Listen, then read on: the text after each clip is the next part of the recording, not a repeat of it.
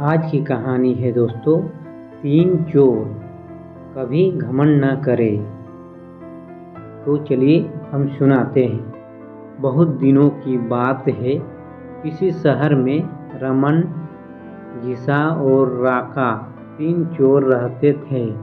तीनों को थोड़ा थोड़ा विद्या का ज्ञान था। तीनों चोरों को विद्या का ज्ञान प्राप्त होने के कारण बहुत घमंड था। विद्या द्वारा तीनों चोर शहर में बड़े बड़े लोहे की तिजोरियों को तोड़ देते थे और बैंकों को लूट लिया करते थे। इस तरह तीनों चोरों ने शहर के लोगों की नाक में दम कर रखा था। एक बार तीनों चोरों ने एक बड़े बैंक में डकैती करके सारा माल उड़ा दिया। तब पुलिस को खबर हुई तो तीनों चोरों को पकड़ने के लिए तलाश करने लगी, मगर तीनों चोर पास ही के एक घने जंगल में भाग गए। तीनों चोरों ने देखा कि जंगल में बहुत सी हड्डियां बिखरी पड़ी है। रमन ने अनुमान लगाकर कहा, ये तो किसी शेर की हड्डियां हैं।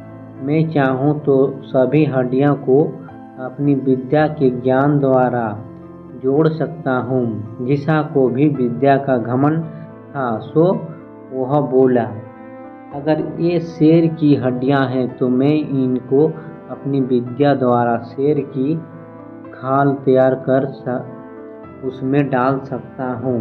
तो रमन और घिसा की बात सुनकर राका का भी घमंड उमड़ पड़ा और उसने कहा, तुम दोनों इतना काम कर सकते हो तो मैं भी अपनी विद्या द्वारा इसमें प्राण डाल सकता हूँ। तीनों चोर अपनी विद्या का प्रयोग करने लगे। कुछ देर बाद रमन ने सारी हड्डियों को जोड़ दिया और घिसा ने शेर की हुबहू जान में जान डाल दी। थोड़ी देर में तीनों चोर सामने एक जीवित भयानक शेर को देखकर धर धर कांपने लगे, मगर शेर के पेट में तो एक दाना नहीं था।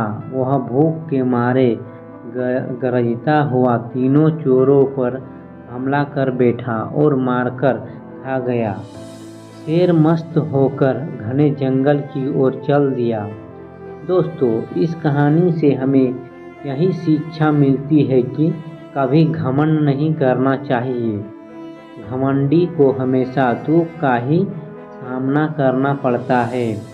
यदि तीनों चोर अपनी विद्या का घमंड न करते तो उन्हें जान से हाथ धोना न पड़ते।